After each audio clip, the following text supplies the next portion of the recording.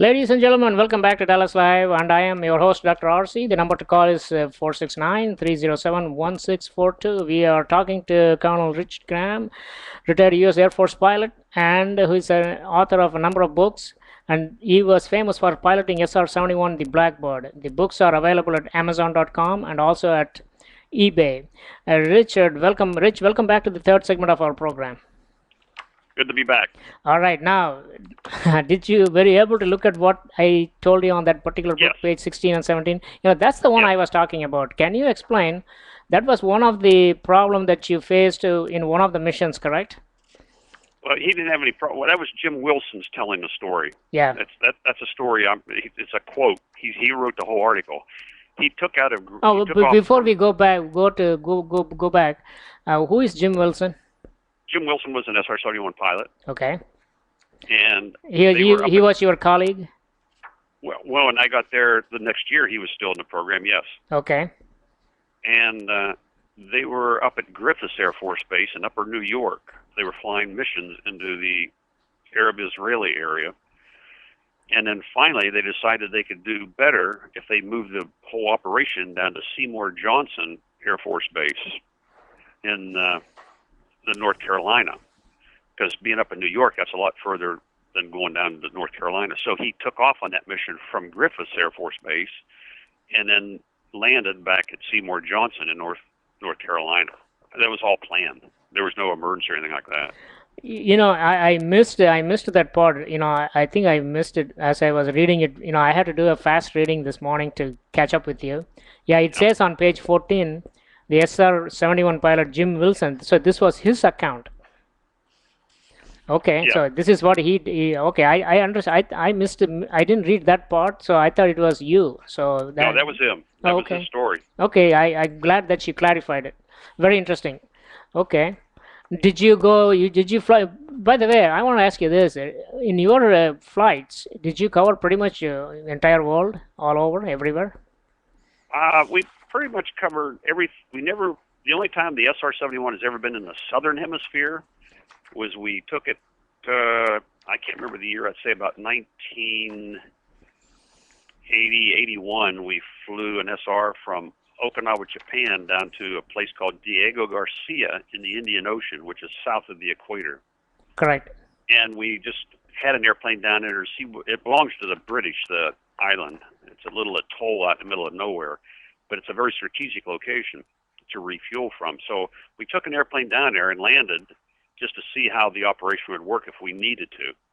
Other than that, the SR has never actually been on an operational mission south of the equator. So between flying out of Okinawa, Japan, where we kept airplanes and crews all the time for 22 years, and out of RAF Mildenhall, where we kept airplanes and crews for about 17 years, we covered the northern hemisphere, getting intelligence on what we call the bad guys.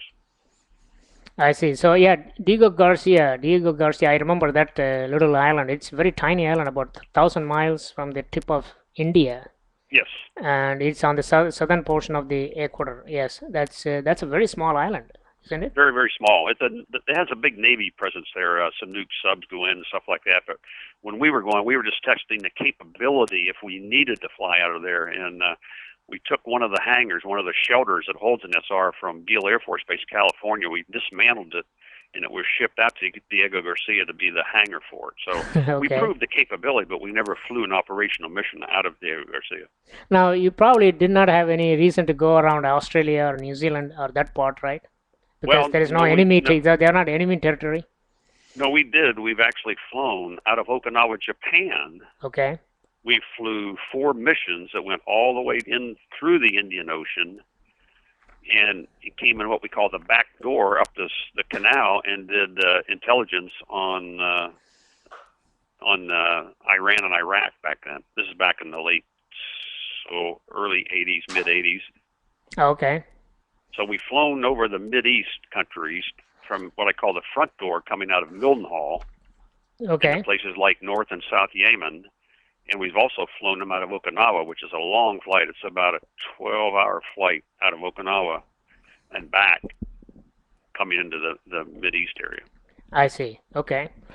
In one of your books, I think you wrote about the temperature that the surface heat up, the control surface and the entire airplane heats up at Yes, that high, such high Mach speeds.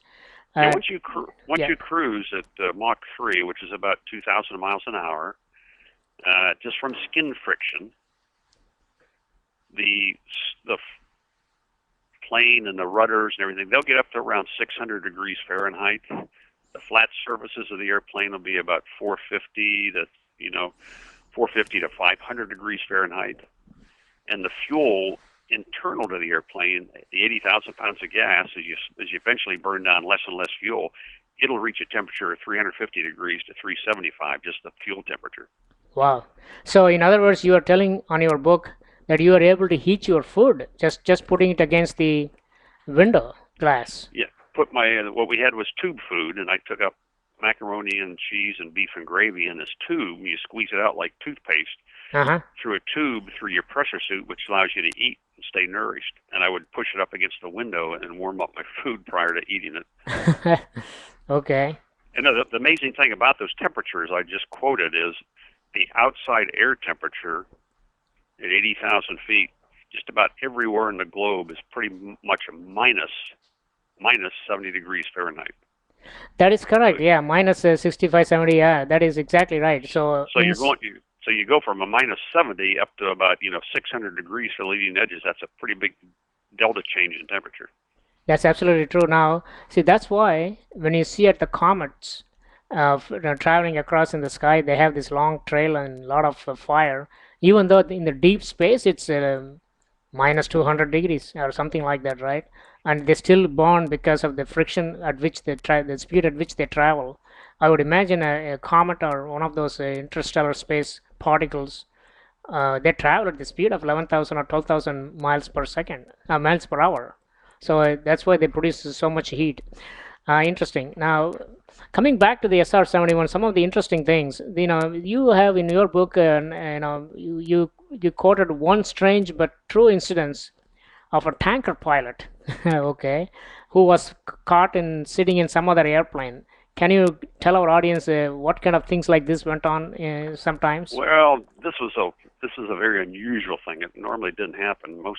Everyone in a program is very professional, but I was the wing commander at Beale Air Force Base, and my phone rang about 3 o'clock in the morning, and it was the command post at Beale linking me through to the downtown police department. And it turned out one of the tanker crew members was found. He broke into a hangar at the local airport in downtown Yuba City. He broke into the hangar and was sitting inside someone's airplane dressed up in women's clothing. And I just sort of shook my head, and I couldn't believe what I was hearing. I thought it was just a dream when I woke up the next morning. It really happened. So, yeah. It's unbelievable. Yes. Okay. We drummed him out of the Air Force pretty quick. Yeah. Apparently, he has some other problem that is not suitable for working in such environment. That's correct. Yeah. Okay. And I'm sure that you have been asked many times the impact of SR-71 to the world peace. One thing that I thought was, the Crusades in the Middle Ages. If the Crusades were not fought, most of Europe would be now Islam. And if the World War II America did not win, then Nazis will be ruling all over the place. So similar to that, I think the SR-71 perhaps, in a small way, was responsible for ending the Cold War. Or is it too much? Yeah, you're exactly right. In a very small way, it did its part in keeping the world pretty much honest and keeping our commanders informed of what's going on around the globe. Yeah. Okay, so there is definitely so. What do you tell the Americans when they ask you, "Hey, was it worth it?" You would say, "Yes, it is." Right? Is Yes. that correct? 100%. 100%. Very good. Um, the another thing that I was pretty amazed in your book when I was reading through it, the radio silence. You said that you pretty much tell us about this because I know from just going from our training base here in McKinney to Addison, which is only 17 miles, we have to go through 4 different air traffic controllers. Of course, unless you try to do this VFR without talking to anybody or Nordo. But yeah, tell us about radio silence. In '78 or '77, the National Security Agency, NSA, came down from Yokota, Japan, and they gave us a briefing on Okinawa, and they said, you know, you guys are giving away the farm every time you take off and talk on the radio. All those Russian fishing trawlers all around Okinawa surrounding the island, you think they're fishing trawlers, but they're really listening posts for the Russians, and all they're doing is forwarding all your radio talk onto the other communist countries and giving away what you're doing. And they recommended at that time we develop, over a period of time, radio silent procedures. It took about 6 months at Mildenhall and about 6 months over at Okinawa, but eventually we got to the point where we would taxi out, take off, fly for 4 or 5 hours, 6 hours, 8 hours, do 3 or 4 air refuelings, come on back to Okinawa or Mildenhall, and never ever talk to a soul. And we did it with radio silent procedures that we finally developed. Oh, that's absolutely amazing. So, in other words, the entire mission has to be carefully planned so that there is no question. Yes, yes, and that's why we had every takeoff and every landing at both Mildenhall and Okinawa. We always had a tower officer in the tower. He was a former pilot who doesn't fly anymore, but he was a SR-71 pilot. Was always in the tower. I see. And we had a lot of supervision of telling people what to do because the tower personnel were not cleared into the security of our program, so they had no idea about the operating characteristics of our airplane. If we declared an emergency or if we had this wrong, the guy in the tower, our former crew member, would know exactly what to tell them to do. Oh, okay. Now, and also, yeah. You have to remember, once you get above 60,000 feet, anywhere on the globe, there's no one to talk to anyhow. So on our checklist, when we went above 60,000 feet, we turned everything off on the airplane. Your transponder, your radios, UHF, VHF, anything that emitted a signal you wanted to have turned off above 60,000 feet.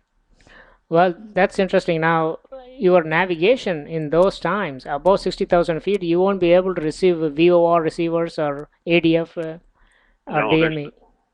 You wouldn't.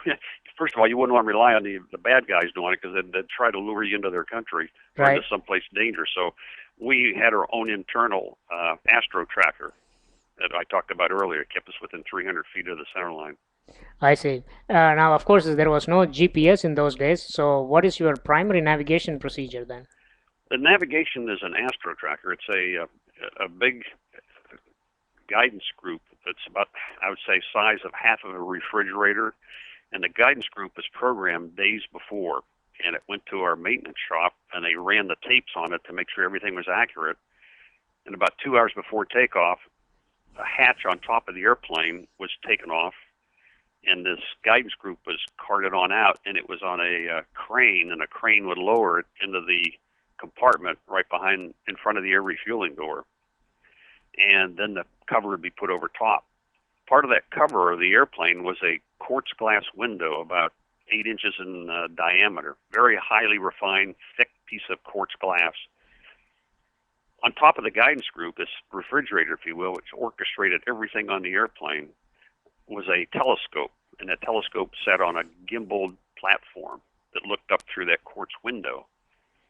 Inside the guidance group, which we nicknamed, by the way, R2D2, because it's so smart, it orchestrated everything on the airplane. Right. It had a chronometer, a clock, if you will, that was accurate to a thousandth of a second. Uh-huh. It had the Julian date of the year in the computer, which is the sequential number of the day, like January 1st is 1, January 2nd is 2, January 2nd is 3. So that's the sequential number of the day of the year, the Julian date. Mm-hmm. And if it had a clock and a chronometer inside of it, it was accurate to 1/100th of a second. It also had in its computer bank a 64-star catalog of the 64 brightest stars in the Northern Hemisphere. So the theory is the computer knows where these stars are inside. It's got the exact day of the exact year, and it's got the exact minute down to 100th of a second. It knows where those stars are, and this telescope would go through an ever-expanding rectangular search pattern. And once it locked on to 3 stars, we were then good to go. The astro tracker was up and running, and we were within 300 feet of the course line all the time. Quite amazing. So this was in the 70s technology, huh? Yep, and when you think about it, it's nothing more than a GPS. In other words, anyone that uses a GPS in their car or in their plane, Right. you're relying on what we call artificial stars called satellites, who have that has an atomic clock, which is very accurate. The military has the real accuracy. The civilians get somewhat of the accuracy. Right. So all we were doing is locking onto the real stars and using all the clock mechanism inside the airplane.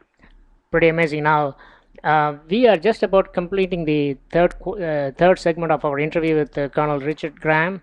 Rich, just stay on the line. Ladies and gentlemen, you are listening to Dallas Live. I am your host, Dr. RC. The number to call is 469-307-1642. And we will be right back and discuss more about AstroTrack. And Rich, stay on the line. We'll be right back.